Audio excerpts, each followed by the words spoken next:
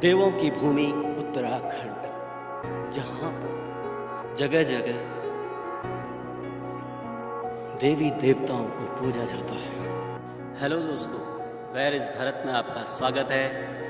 आज मैं आपको एक ऐसी डॉक्यूमेंट्री से रूबरू करूँगा जो पहले सिर्फ आपने कहानियों में सुनी है। ये डॉक्यूमेंट्री है राजा रघुनाथ यानी भगवान राम।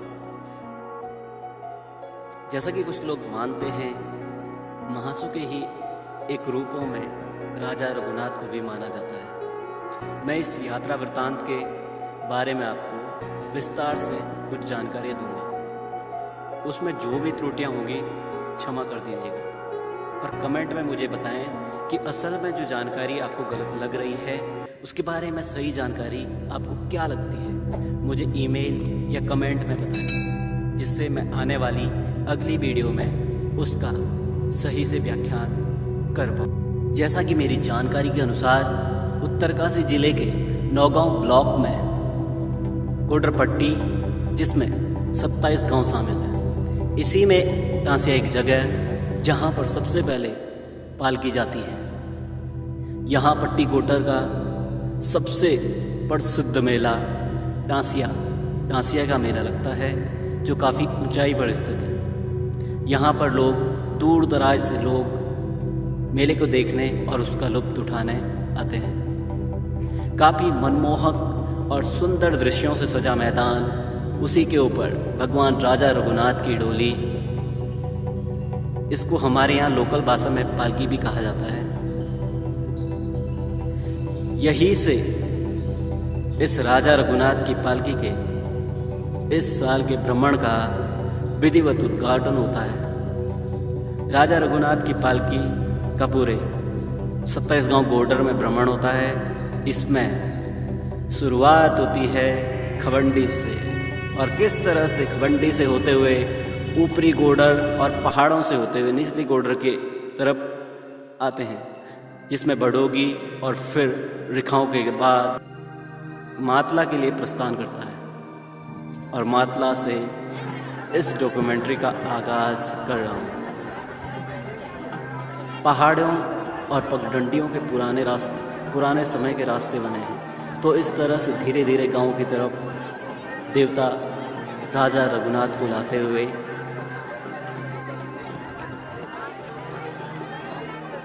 तो ये सिलसिला शुरू होता है जब दिन के बाद गांव के कुछ सदस्य पालकी को लेने दूसरे गांव जाते हैं और नृत्य और ढोल दमाऊ के साथ उस गांव से विदा करते हैं। विदा करने के साथ साथ लोग साथ आते हैं। काफ़ी मनमोहक दृश्य रहता है जब विदाई का समय और पहुंचने का समय आता है। काफ़ी सुंदर और मनमोहक पांडव नृत्य देखने को मिलता है, जिसमें भूत, मसान, देवी देवता सभी लोग एक साथ देव दर्शन के रूप में अपने अंदर कंपन को महसूस करते हैं। और फिर शुरू होता है पांडव नृत्य। कहा जाता है कि इनके साथ सभी भूत, मसान, जितने भी देवी देवता, नाग, शेषनाग, सभी लोग एक साथ दिखाई देते हैं। मुझे कहीं भी इस बारे में कोई जानकारी पढ़ने को तो नहीं मिली। मैंने काफ़ी जगह रिसर्च भी की, पर कुछ नहीं मिला।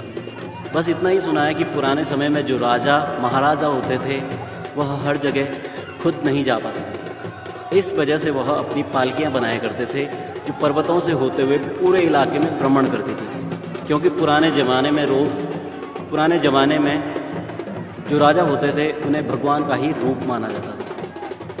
ऐसा कहा जाता है कि भगवान ने ही उनको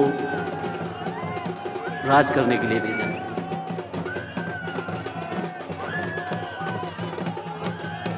जैसे ही गांव में डोली पहुंचती है, सबसे पहले जो पुजारी हैं जिन पर राजा रघुनाथ का अवतार वितरित होता है, उन्हें पालकी सबसे पहले अपना शीश झुकाकर तिलक करते हैं। और इस तरह से आंगन में मंडाण होता है। काफ़ी देर तक सभी लोग नृत्य का आनंद लेते हैं।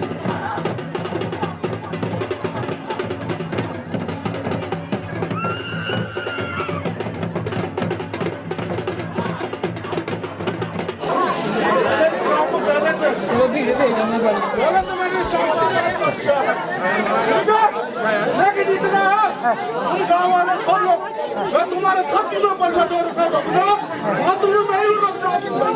ठीक है, मैं पूरे क्वार्टर में कहीं पर लड़वा सकता था, लेकिन तुम्हारे खाते को मैंने बाजी नहीं जान को पैसे में ठीक है, लेकिन इधर मैंने यहाँ पे मैं दोपहर खाना पूरे दिन तो मैं नौकरी मालूम तो मेरे खाते हैं ठीक है, अगर तो मैं नहीं बोला तो बोले शहर में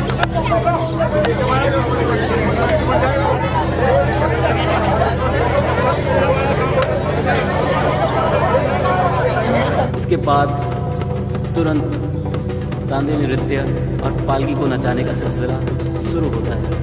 अगर आप इसको सामने से देख सको तो ज़रूर आना 2023 में। आगे बढ़ते हैं। सभी के घर में पकवान और भोजन की व्यवस्था रहती है।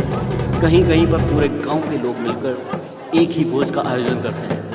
जैसे जिस गांव को सही लगता है व्यवस्था को उस हिसाब से देखते हैं।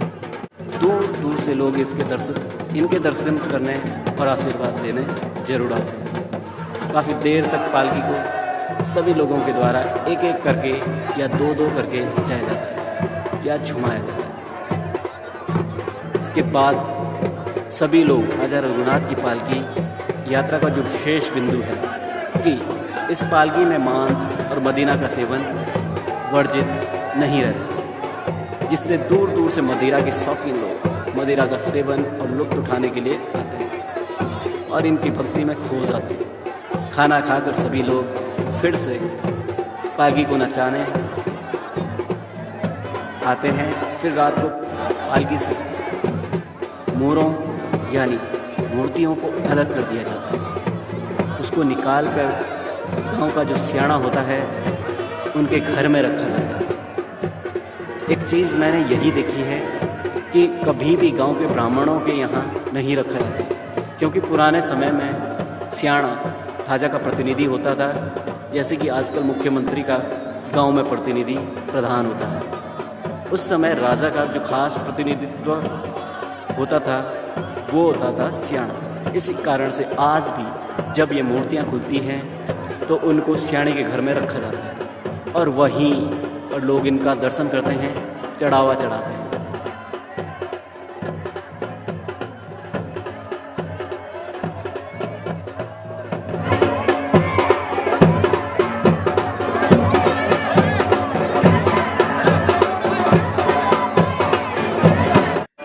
अगले दिन दूर दूर से आए हुए लोग वापस अपने घर लौट चुके हैं। अब लगभग गांव के रिश्तेदार और गांव के ही लोग बचे हैं। पूरे दिन भर पालकी के दर्शन और जाने की प्रक्रिया चलती रहती है। फिर दिन के बाद पालकी को सजाया जाता है और प्रस्थान के लिए तैयार किया जाता है। शाम होते होते पालकी को काफ़ी लोगों द्वारा नचाया या झुमाया जाता है।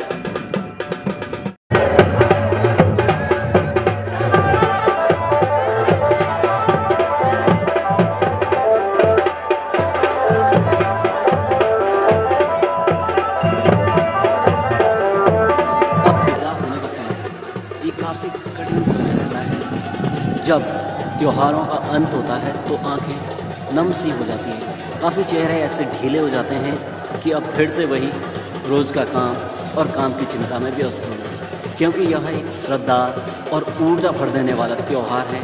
लोगों को इस त्यौहार का काफ़ी इंतज़ार रहता है। किसी भी त्यौहार या फंक्शन में लोग जाएं या ना जाएं, इस यात्रा में ज़रूर शामिल होने की कोशिश करते हैं, जिससे काफ़ी सारी चीज़ें इस यात्रा वृत्तांत में उनको देखने और महसूस करने को मिलती हैं। मैं कई बार इस यात्रा में आ चुका हूँ, काफ़ी अच्छा लगता है मुझे जब इस तरह के यात्रा वृत्तांत में जाता हूँ। जैसे हमारे उत्तराखंड में विश्व प्रसिद्ध नंदा देवी की यात्रा चलती है, उसमें आज तक तो नहीं गया हूँ, पर आगे जाने की कोशिश ज़रूर करूँगा।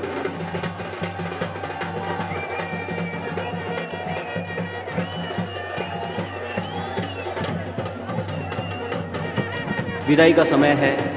धीरे धीरे छोटी पहाड़ियों और पगडंडियों के सहारे भीड़ भरे रास्तों से डोले निकलते हुए दूसरे गांव के लिए प्रस्थान करती है और फिर से दूसरे गांव में ऐसा ही माहौल देखने को मिलता है। जैसे कि पहले बताया है वैसा ही माहौल रहता है कि जैसे ही पालकी गांव में पहुंचती है तो वहां पर जितने भी लोगों में देवी देवताओं का अवतार या भूत मसान काली किसी भी तरह का देवी शक्ति होती है तो सब पांडव नृत्य करते हैं। इस बार इस यात्रा में मैंने 4 गांवों की यात्रा की जो काफ़ी सुकून भरी रही, काफ़ी मनोरंजन किया मैंने इन 4 दिनों में।